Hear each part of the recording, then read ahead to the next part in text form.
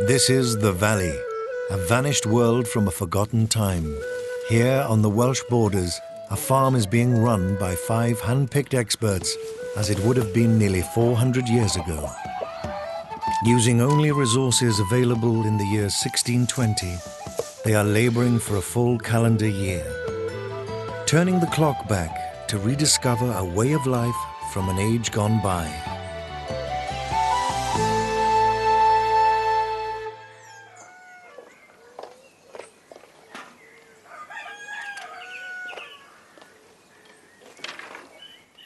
It's November now. Winter's almost upon us. It's our 3rd month working on the farm. And we've got most of the fruit in, leaves are gone from the orchards. But we've still got a couple of big jobs that we've got to get out of the way urgently. We've got to get the pig slaughtered, so we've got it salted, smoked and away. And even more urgent than that, in some ways, we've got to get the cowshed finished. So I need these rods for wattling the front wall up. And we've also got to get that thatch on, otherwise it's going to leak like a sieve. The leaves may have fallen, but the autumn sun is still shining. Perfect conditions for getting the cowshed finished. Today's main challenge falls to Alex and Fons, making a 17th century style wattle and daub wall. What we're doing is we're creating a lattice work of rods into which we're then going to pack the daub. And we're going to do it from both sides as well. So what happens is you'll have the main rods coming down here, which we're going to obviously fasten in with these holes that Fonzie's making with the auger. We've excavated quite a few examples of wattle and daub walls that have either been burnt or collapsed, but obviously never built anything like it. So I'm just going to strip this down. If I just take it off about here. But that's quite a thin one, and what I'll probably use these thin ones for, just putting in at the end here. I'm surprised at how easy augering is. I mean, you have to apply a little bit of pressure to initially get the screw bit on the end to bite, but once it's taken, it just pulls itself down. Should we try and stick one of these in? Yeah. Top first. It's just good to find out what the best technique is before we start. I'm trying to bend it rather than... What, are you going to drag it along, yeah? Yeah. That's excellent. Yeah, that's fairly sturdy, I think. I'm happy with that. That's pretty good, isn't it? Yeah. OK, well, should we go for another one? Why not? Don't be hasty. No, don't be too hasty. While Alex and Fons are busy outside, Ruth and Chloe are preparing for the big day ahead. It's a moment they've been building up to all autumn, slaughtering one of their specially bred period pigs. Right, Chloe, let's move this barrel. You ready? To the floor. Oh, he's pretty dirty. I think we give him a swill out first. Oh, yes, look at that. November was the usual seasonal time for killing pigs. Farmers avoided having to feed them over winter. The valley porkers have fattened up nicely, so local butcher Neil James has come along to act as slaughterman. So I've got a nice big bowl of blood? Yes, yeah. Oh, good. Oh, you haven't spilt much. Good. Excellent. I think he's finished bleeding now.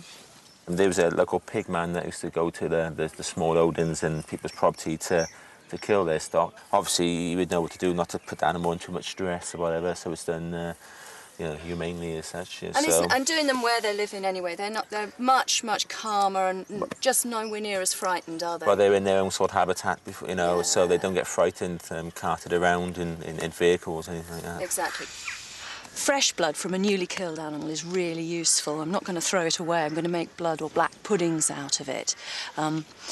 It's the main ingredient. I've already got some oats that I've cooked through, and they're ready to put the blood onto it. They'll steep, and then later on, when I've cleaned his intestines out, we'll use those as the skins to put the blood sausage in. So, black puddings. I'll take this. I'll give the chaps a shout for you. Hang on. Alex, Stuart, can you come and give a hand moving this pig, please? Back in Stuart times, it wasn't simply a case of sending your pig to the abattoir and getting back pork chops wrapped in cling film. Pig killing and processing was a major job, with everyone on the farm having to lend a hand. Indoors, the pressure is on to get the brewing vats ready for the pig's organs. I'm going to use a little bit of salt in it as well, just to be on the safe side, to make sure that we're not going to put anything into any bacteria or anything into the meats. But you do need to scrub it well to make sure you've got every little bit in all the cracks in the wood. Right, we could do to swill this one out now. Ready, 2. Oh, they're heavy, aren't they?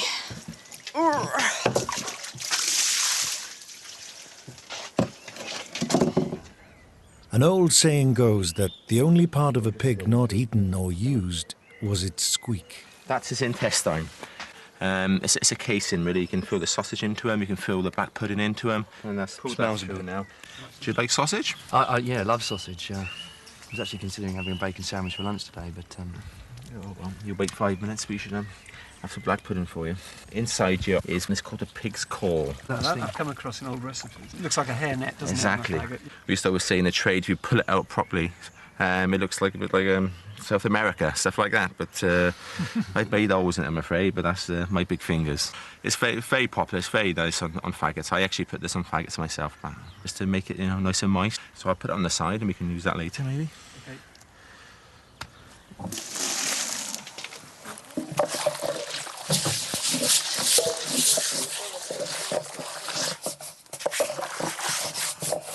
I'm just going to take his other sweetbread out.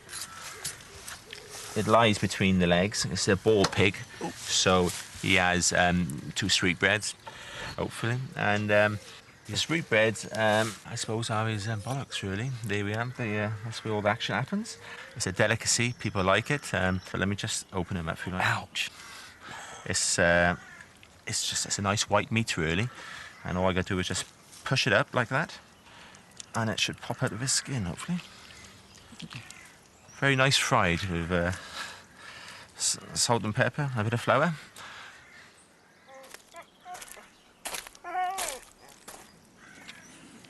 With the first stage of butchery over, it's time for Alex and Fons to start threading rods. They're beginning to realize just how many are needed. Hundreds of them, all cut on site to construct their wattle and daub wall.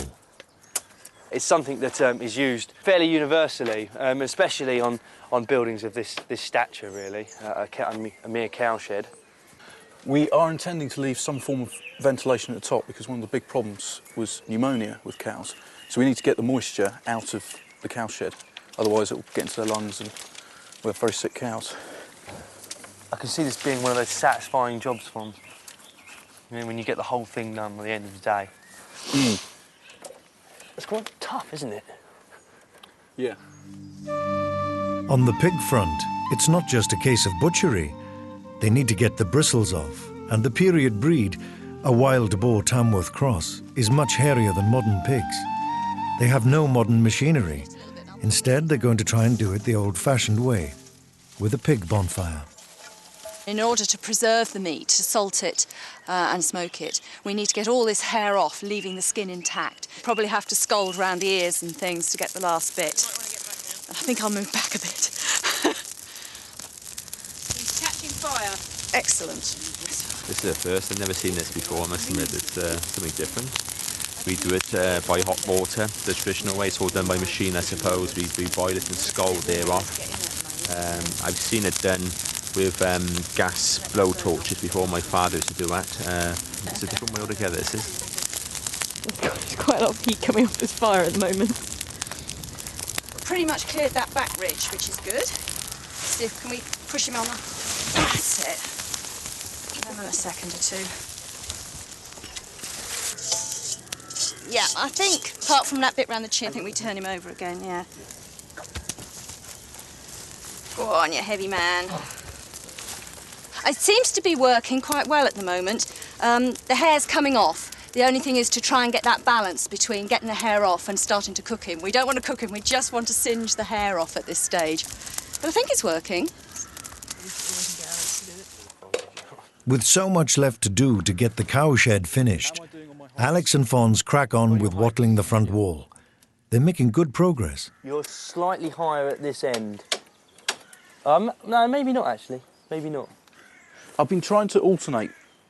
Well, you start fat in one end and yeah. Yeah, fat in that end. 1, 2, 3. At the end of a long day, there's still much to be done.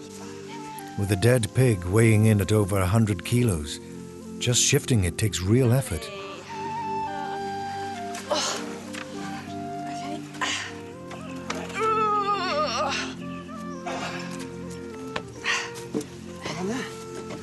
Ready? Everybody over. The hair is off. I've just got to get on the table now. He's not helping, is he? Okay, ready? 2, 3. Oh, I'm in the way. All right. 2, 2, 3. Oh, shh. That's it. On you. Well done. Get out that bucket. Yes.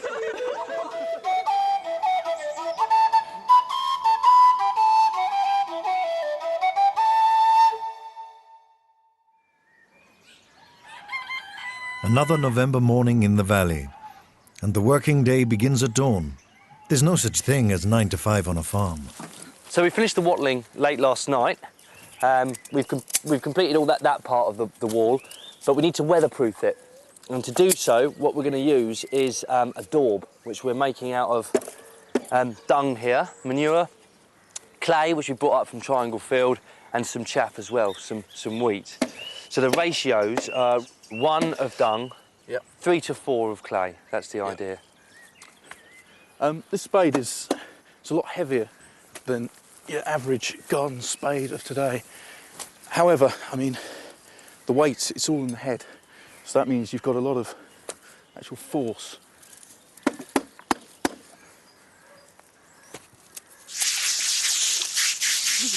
To preserve the pork, the skin needs to be clean for salting.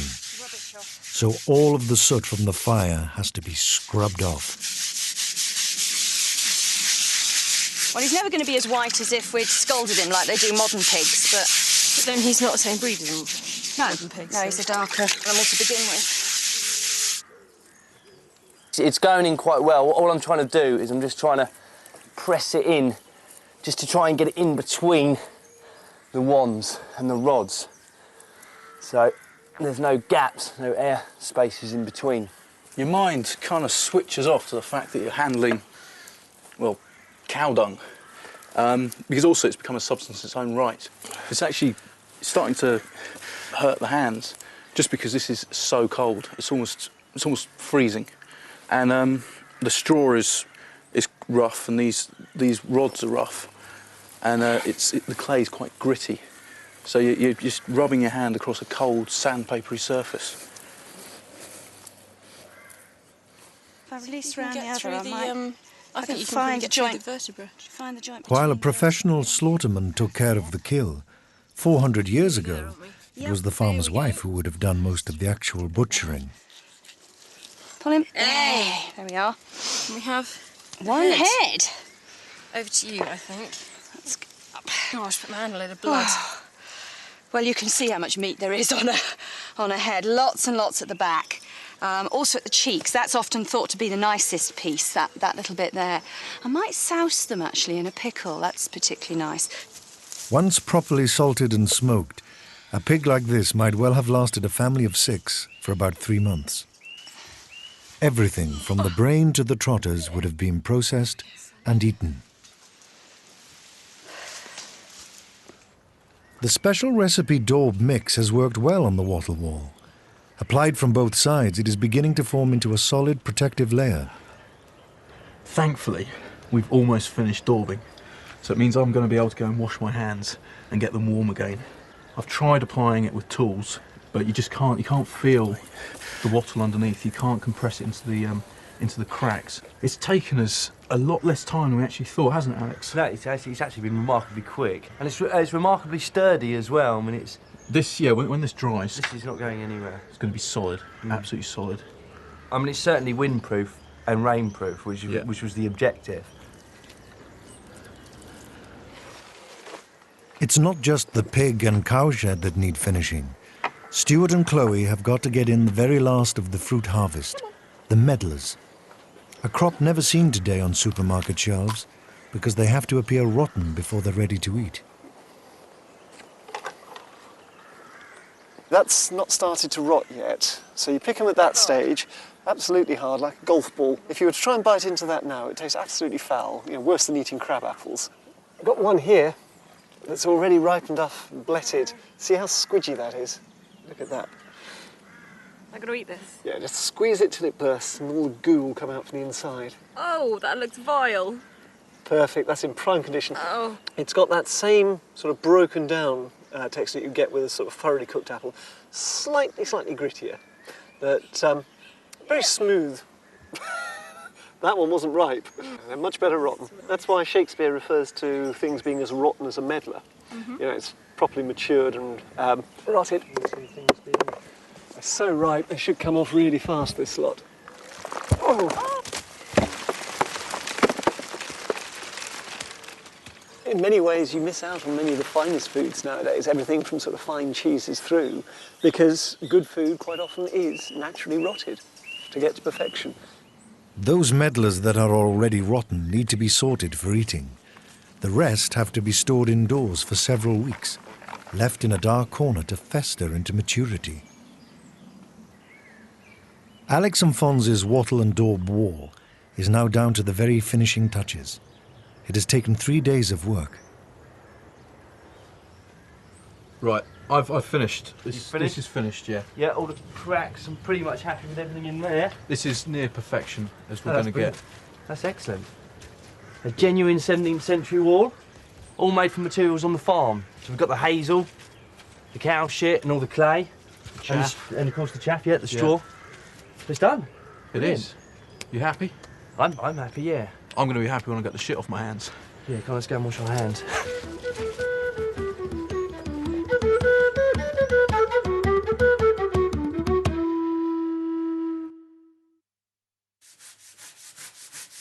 The valley sees another day, and preparations indoors are underway for the epic pork banquet ahead.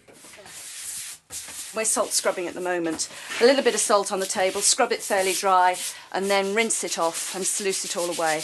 And it sterilises the surface. Even if people don't know about germs, right from the Stone Age, everybody's known that if you're not clean and sensible about how you cook food, people get ill.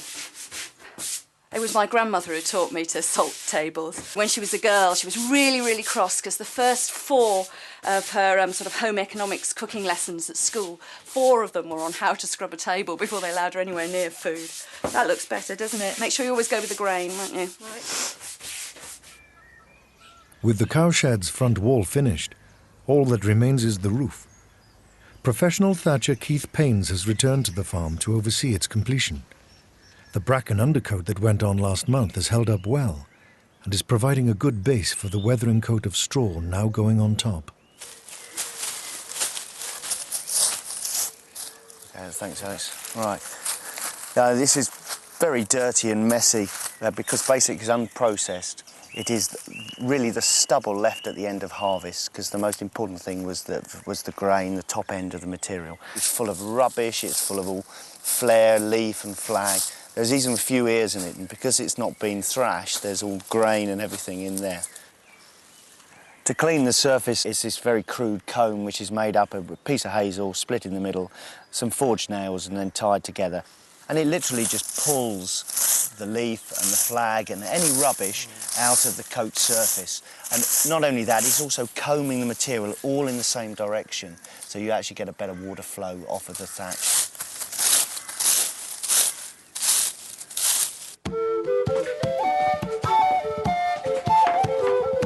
With the surfaces thoroughly scrubbed, cooking can begin in earnest, and a number of pork dishes are on the menu. Having killed a pig, we should be eating him. We're going to start with all the offal things because they won't keep. They've got to be eaten straight away. I've got the liver here, part of which I'm going to use to make a hog's liver pudding. The trotters as well I want to do today because when we were singeing the pig I forgot to put paste around his feet and they did catch a little bit. The scraps of the meat I shall make up into sausages and put them inside the intestines. And I've cleaned some of them out, not all yet, but there we are, lovely, lovely, lovely intestines, all washed out.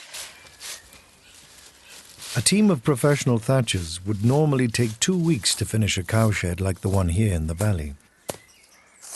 So far, it's taken our team of specialists 6 weeks under Keith's tuition. 400 years ago, some farmers' wives might well have had access to cookery books. Handwritten texts survive, as well as more widely published works. The recipe we're following today for this hog's liver pudding is in this lovely little book here. It's, well, it was written anonymously, published in 1589 in London. There we are. To make white puddings of the hog's liver, you must parboil the liver and beat it in a mortar, and then strain it with cream and put thereto 5 yolks of eggs and the white of 2 eggs, and grate a halfpenny loaf of light bread, and put it thereto with small raisins and dates, cloves, mace, sugar, saffron, and the suet of beef. Well, Saffron a bit expensive. well, all that last little lot is pretty expensive. For a farmhouse, you know, you might have a little bit once or twice a year, but not for an everyday thing. So I'm not going to use those expensive imported ingredients. I'm going to replace them with just herbs out of the garden. Then take your guts, clean washed, and stuff them with the foresaid stuff. Then boil them. That done, serve them forth. So that's what we should be doing. Right, we're now ready to fix the thatch onto the roof by using our hazel spars or pegs. And basically these are then twisted. They have to be twisted and not bent, and that's the knack to it. You basically twist it into a hairpin. It's an incredibly difficult thing to start to learn, but once you've got the knack of it, you'll be twisting tree trunks. I'll find you an easy one, Alex. Easy one? Yeah. You start off with the smaller sticks because it's just technique, really. But if you've got a fat one, you end up never being able to do it. Try another little technique of doing it. Some people is double thumbs on the back of the bark, yeah, and then pushing hands away from each other.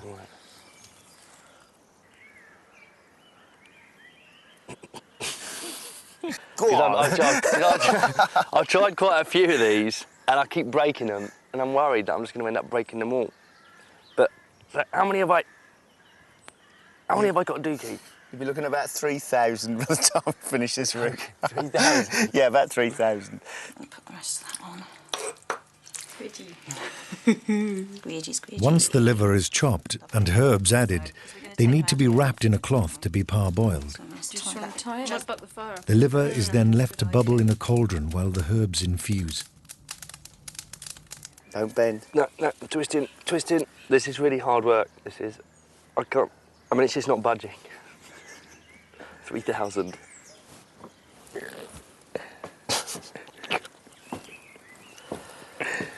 And relax. Yeah. Red raw. Cheers, Keith.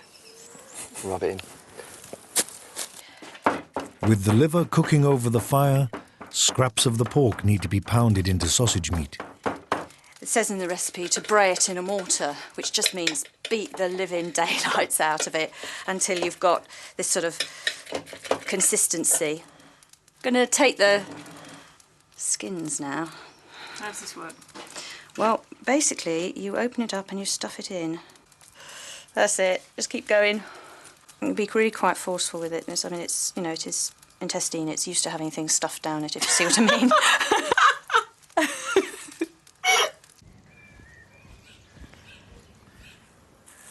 The stubble wheat is compacting down well onto the roof.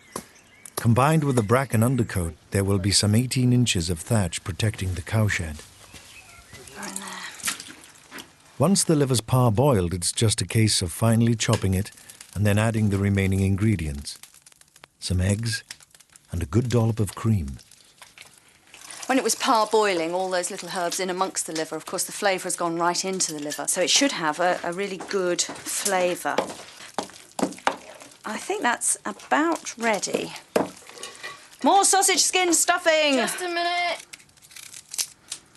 It feels sort of, it's in hard pieces and it's kind of squidgy and slimy and pretty disgusting. It's really starting to look like one long piece of pig poo now. Grief, girl. Pig's intestine. Oh, yeah, we'll all brown really goo. Lovely. Do you think anybody's actually going to eat this? I am. Finish with it. So we're just putting the finishing touches on now. This is literally the last rod that's got to go on. These are the external fixing for the stubble thatch. There's several of them running across now, about every 8 inches. So we've got 2 spars to put in now. These have got to go in uphill so the water doesn't course down them. So, can we have the last spar, Alex? There we go. Marvellous, perfectly twisted. Hope I never have to twist another spar as long as I live. In we go. Last one going in, nicely uphill, find the holdings. Quite a nice bit of bite when you drive them in. In with your hand, Yep. nicely firm. Excellent. And we're done. Okay. It's the moment of truth. Well, the moment of truth will be when it rains, but just want to see what it looks like.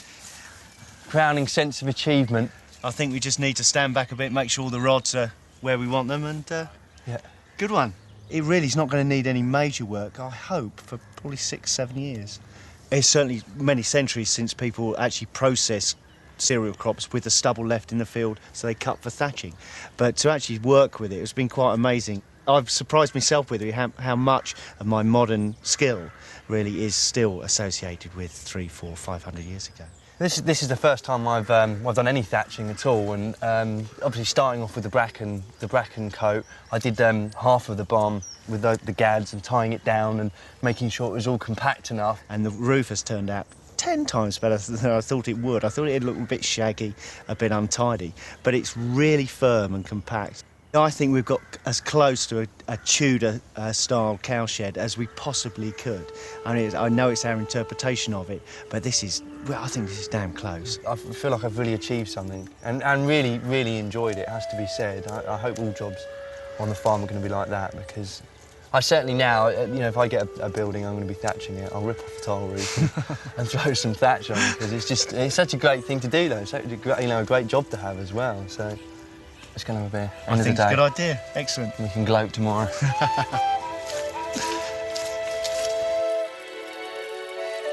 Sizzling over a hot fire, dinner and the hog's liver puddings are almost ready. It's been a long and complex task, killing and butchering Arthur the pig, but it's been one that has brought the whole team together. Right, who's having trotters? I'm having a trotter. Oh, most certainly. Though sad to see Arthur go, they can take pleasure in knowing the food on their plates is all homegrown, even if Alex has to wait a few months for his bacon sandwiches. Can you pass the sausages down? No, gladly. They're good, aren't they? It's apple, onion and sage and pork. Who's tried the hog's liver? All right, let's give it a go. Shame those sausages are gone, that was good. It's not your thing. No. What's that? The liver. Bit of salt, bit of cream, much better. The Valley team are now a quarter of the way through their year on the farm.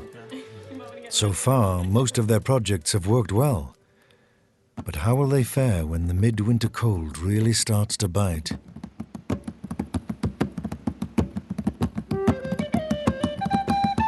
Next time in the Valley, it's December, which means Christmas, 17th century style.